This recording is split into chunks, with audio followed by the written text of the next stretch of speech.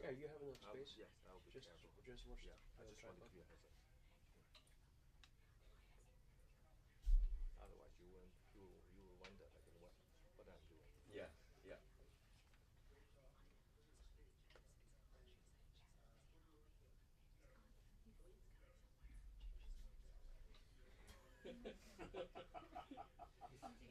Set yourself a real job. Oh my. And this is after Vance thought he was like the construction worker. Remember that? Oh yeah, like the mill worker, I think it was. Yeah.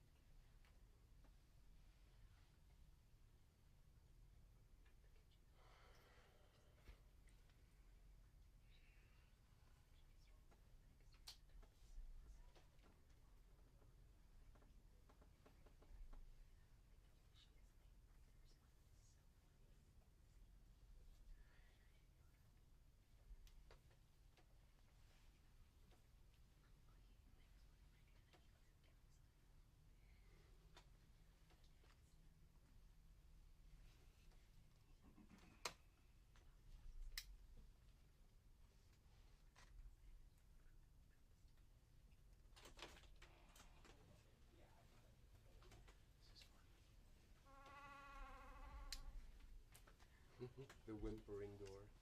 Right? No, it's me.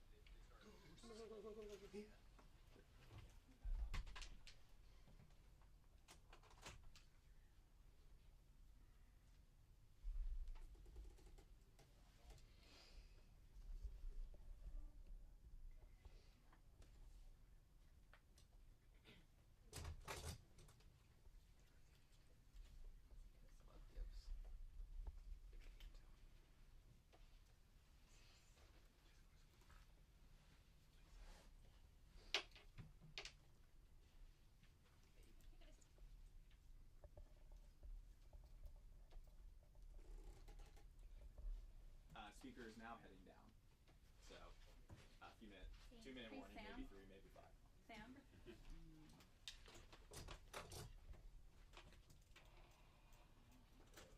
Hey, Sam?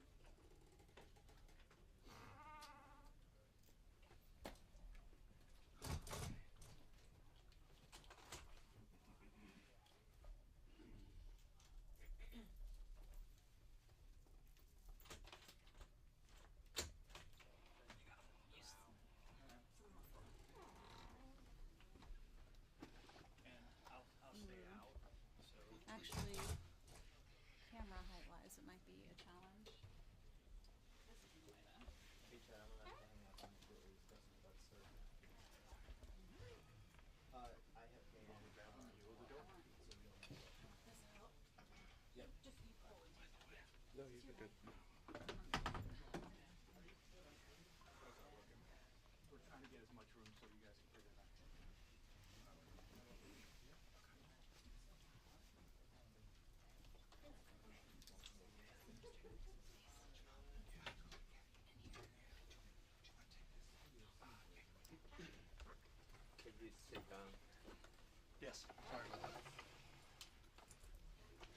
if I just keep one here?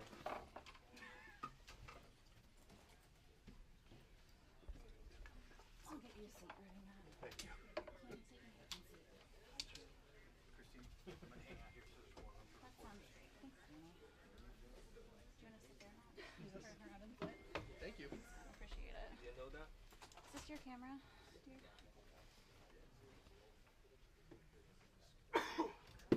If I put people, Heads up, folks. I don't want to block Heads this. up. Heads up. Golly. It is tight in here, isn't it? Yeah.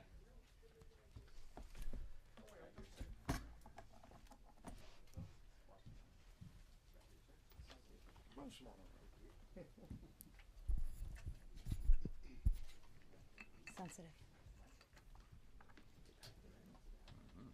Well, good morning, everybody.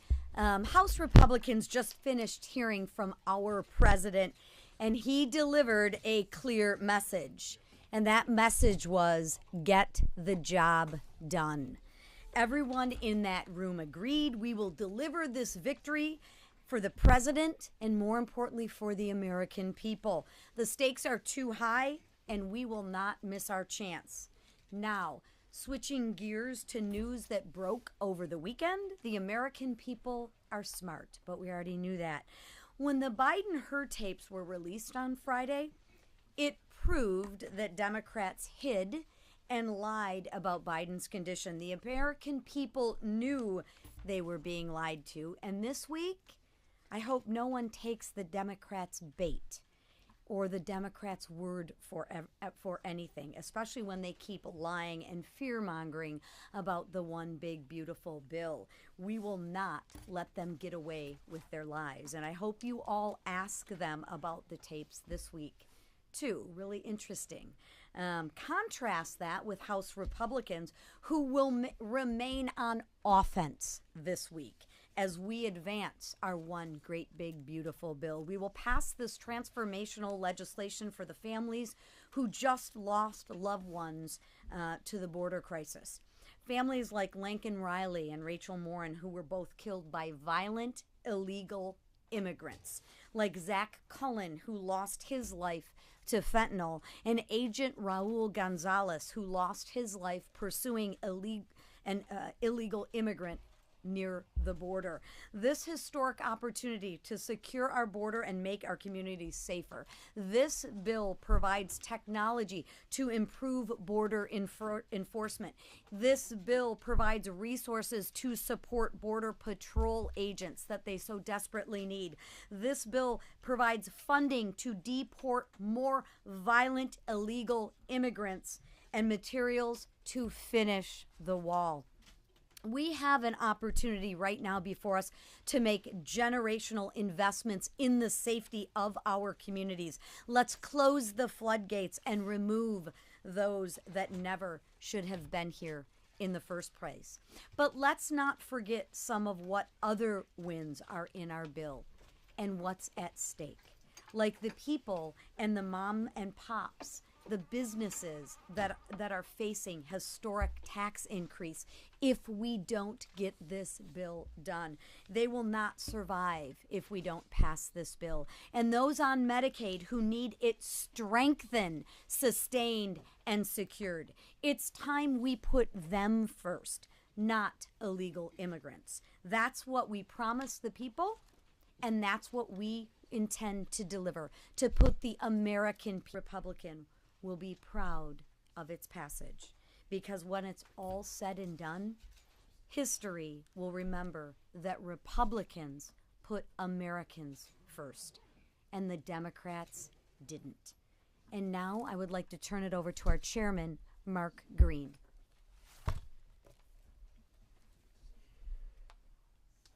Thank you, Speaker. Joe Biden, Kamala Harris, and Alejandro Mayorkas's reckless disregard for the rule of law created an historic border crisis. Under the Biden and Harris administration, 13 million inadmissible aliens poured into our country, overwhelming Border Patrol and CBP officers, wasting billions of taxpayer dollars, and of course, throwing many of our communities into chaos. Illegal gang activity, influx of fentanyl, You've heard us talk about it before. I saw an article the other day from one of you guys, 60% decrease in the murder rate in one city where ICE had removed the gang members. After 4 years, the American people were sick of it, they're tired of it, and of course, they gave Republicans the trifecta because we put them first. As of April, Southwest border encounters were down over 90%, and that's down from the lowest point in the previous administration.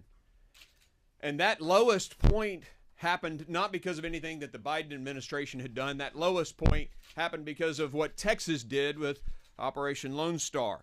But even from that point, it's down 90% in April, the best numbers we've had ever in the history of this country, and that's because of the actions of this president, who delivered on his promise to secure the border and enforce our laws. But if Congress fails to act, this success will be short-lived. I'm proud of the Committee on Homeland Security's work to include common sense border security legislation. That is a generational opportunity to actually secure our border. We've tried so many times in the past.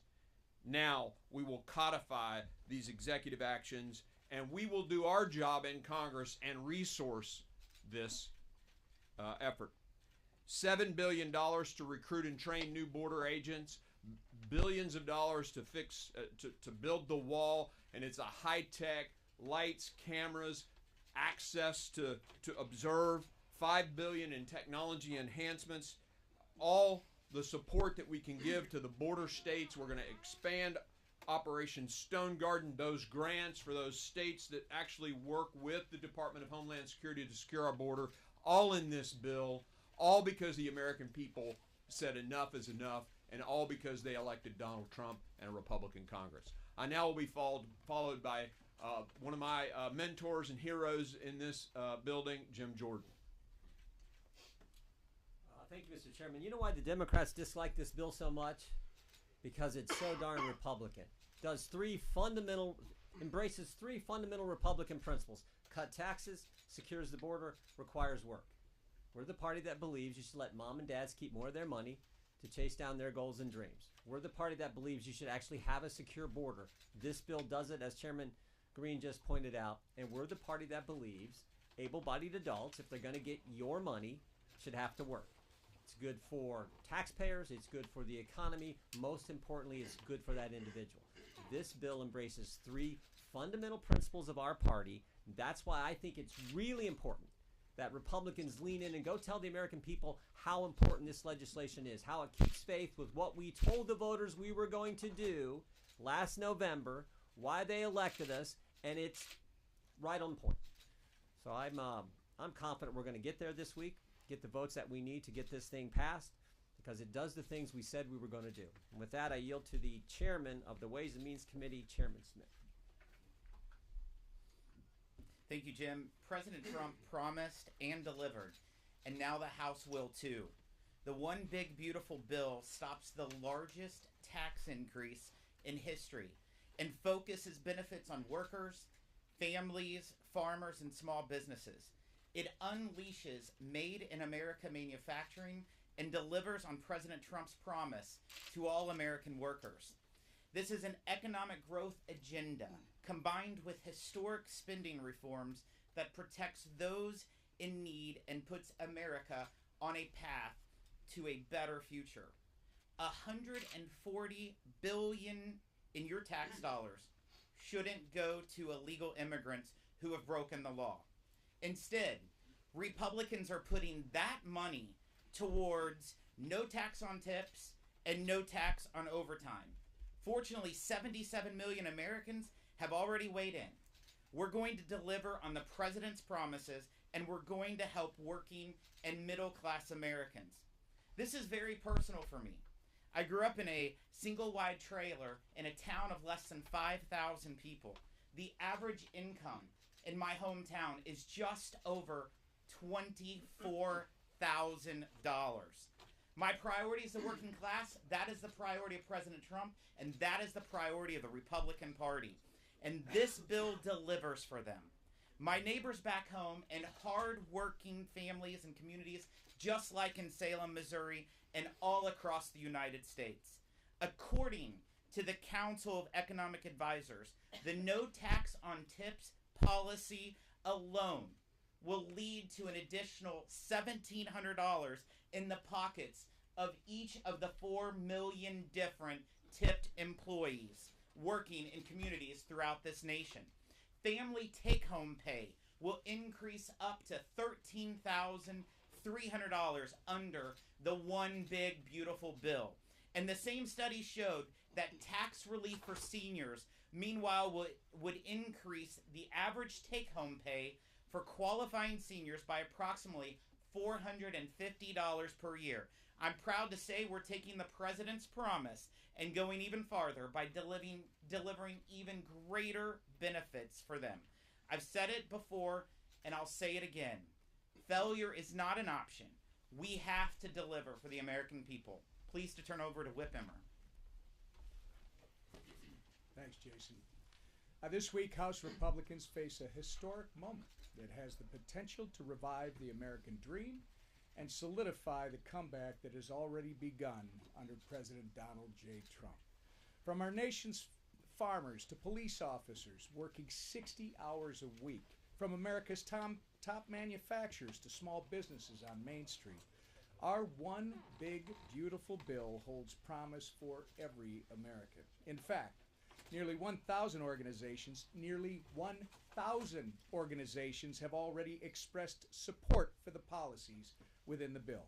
The Job Creators Network described our reconciliation bill as, quote, exactly what the country needs to jumpstart the economy and guarantee the safety and prosperity of Americans for decades to come, end quote.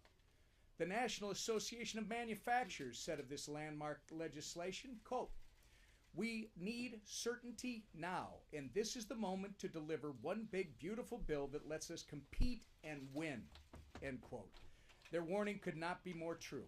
The time to get this done is now. Not only does this legislation make the 2017 Trump tax cuts permanent and implement no tax on tips and overtime pay, it also unleashes American energy, cuts waste, fraud, and abuse, and allows President Trump to continue his successful deportation and border security operations. And that's only naming a handful of things this bill accomplishes. Our reconciliation bill delivers on President Trump's America First agenda, and it does so while saving the American people over $1.6 trillion. The One Big Beautiful Bill is truly a once-in-a-generation chance to get America back on track. House Republicans must seize this opportunity, and quickly. As my good friend Jason Smith just said, failure is not an option. With that, I turn it over to our leader, Steve Scalise.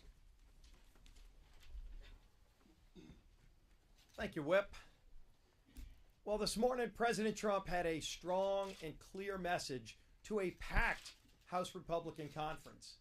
And that is after months of long, intense discussions over really important differences and issues. This One Big Beautiful Bill has come through the committee process, and it's time to end the negotiations, unify behind this bill, and get it passed on to the Senate. And what President Trump really talked about was the things that we all talked about during the campaign. How important it was to prevent a tax increase on working class families. Low and middle income families would see a large, painful tax increase if this bill were not to happen. And look, we all know every Democrat's going to vote no. They've bragged about it. They are fighting tooth and nail to stop us from preventing a tax increase. Democrats also made it clear they want open borders. And they sure don't want the provisions of this bill, as Chairman Green and Chairman Jordan talked about, that will give our Border Patrol agents the tools they've been asking for years to finally have the technology to be able to compete with the drug cartels and have better tools than the cartels of Mexico have to secure our border, to complete construction of the wall, to deport criminals who came to America to harm our citizens. And President Trump is finally following through on that promise to secure our border, but he needs more tools to do it. Something we also ran on was producing more energy in America. And this bill reverses the Biden era policies that shut off American energy, making our country more dependent on hostile nations, giving Putin billions of dollars a month more to fund his war in Ukraine by shutting American energy off. This bill opens it back up again. It generates more money. It generates opportunity for families. It generates higher wages for hardworking taxpayers. It will generate real economic growth to lower inflation, to lower costs at the grocery store, to lower interest rates. All the things that 77 million voters gave us a mandate to go deliver on. I know we've got a few final issues to resolve, but as President Trump said today, it's time to stop the talking and we need action. We need to deliver for those families who have been waiting way too long for the results that are in this one big beautiful bill. A lot of great policies to deliver for those families is just waiting. We're going to deliver this week. We're going to bring the bill. Failure absolutely is not an option. We've got to get this done. And the man leading that charge here in the House, who President Trump had some great words about, is our Speaker, Mike Johnson. Thank you, Leader. Thanks to all these great leaders standing behind me. I tell you what, we're in a very good mood this morning. We had an epic time on the Hill. I don't think there's ever been a time when I've been more proud to be a Republican, to be an American. We're on the verge of making history here, and everybody feels it. In that room today with President Trump, it was filled with standing ovations and high energy and high excitement because everybody senses what's happening here. It was a great esprit de corps, and we're blessed to serve under and with a president who understands the necessity of these relationships and is willing to roll his sleeves up and come stand in the trenches to be a part of this excitement of what's happening.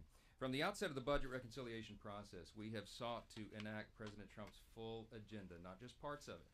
And that's why we call it the one big beautiful bill, because really everything is sandwiched into this. The American people were sick of wasteful spending and high inflation and open borders and weakness on the world stage. And you know what we're working towards right now? The opposite of all those things. President Trump has used his executive authority in historic ways to stop much of the bleeding.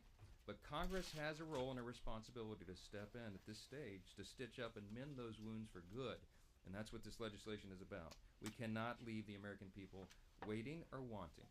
The one big beautiful bill enshrines into law and funds President Trump's promises. There's a lot of them because we had to make them. Because after the last 4 years, everything was an absolute disaster. So he's promised to cut wasteful spending and save taxpayers' money. Check. That's what we're doing. Make permanent historic tax cuts and prevent the largest tax hike in U.S. history. Check. That's what we're doing. Invest in our national defense and homeland security in a fiscally responsible manner. That too. Reestablish American energy dominance. And basically restore common sense to the government. That's what the American people elected him to do. This bill does all that and so much more. And as a reminder, we're right on schedule. Our House Budget Resolution gave instructions to 11 separate committees in the House to write their portions of the Budget Reconciliation Bill, and they did it right on target. Every instructed committee exceeded those targets, in fact, that they were given through our resolution. That means the committees that were told to spend have spent less, and the committees that were told to save actually found more savings than they were targeting. And the bill delivered more than $1.5 trillion in savings mandated by the budget resolution. That is historic. There's never been anything like it before. And we're proud to deliver it. This is a whole of Congress response to a whole of government problem. And the results of all this work for over a year has now come to fruition. Every House Republican has engaged in the process. The White House has been involved, as you saw most recently within the last hour. The Senate has been involved.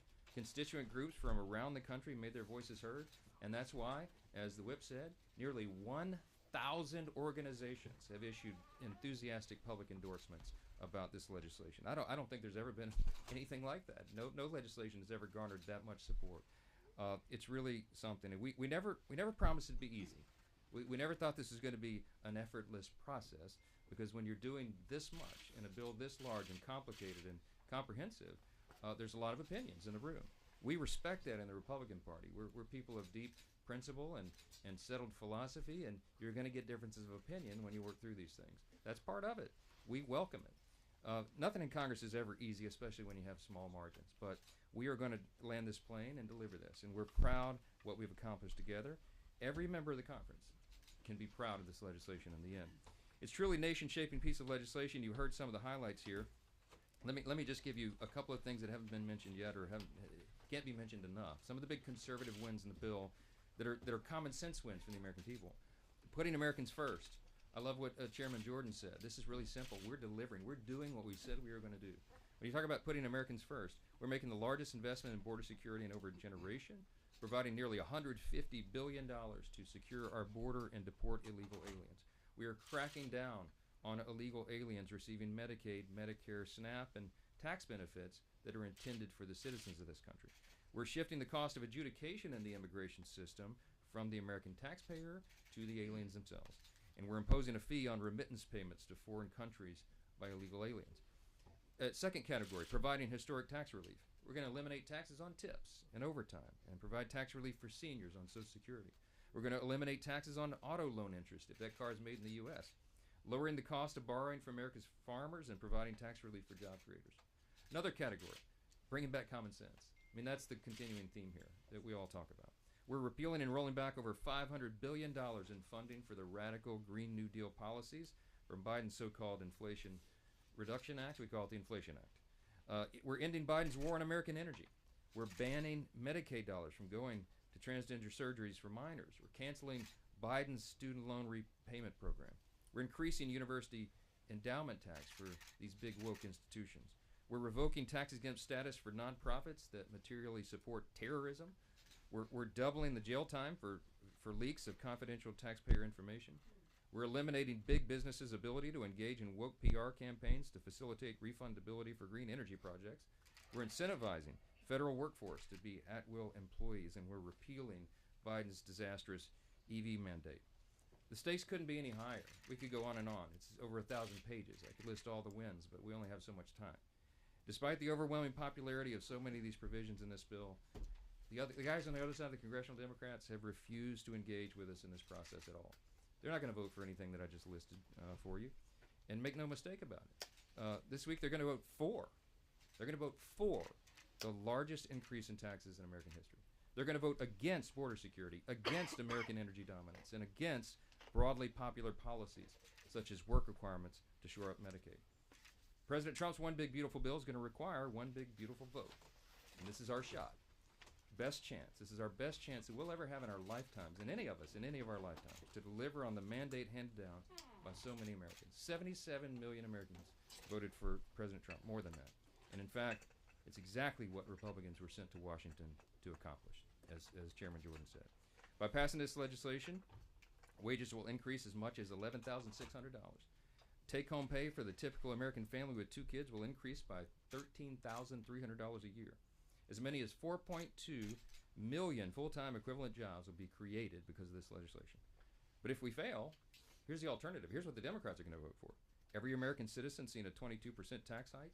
26 million businesses would see a tax increase of 43%. We'd lose nearly 6 million jobs in the economy and about $1 trillion in GDP by some estimates. The Border Patrol and ICE would lack the resources to detain and deport criminal illegal aliens, and 1.4 million illegals would continue to receive taxpayer funding of health care.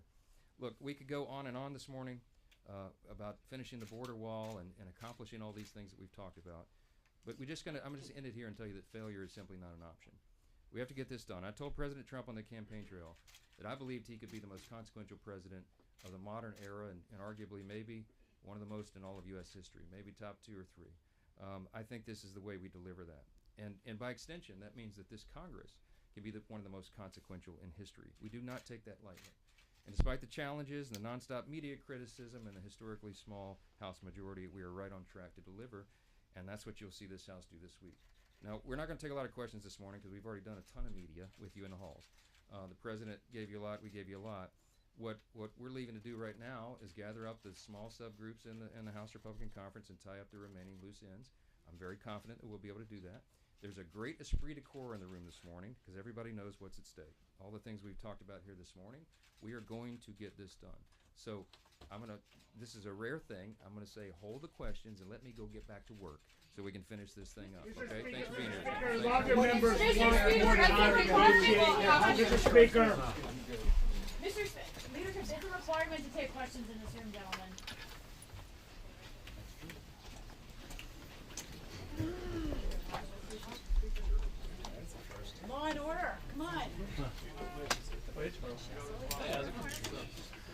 That was amazing.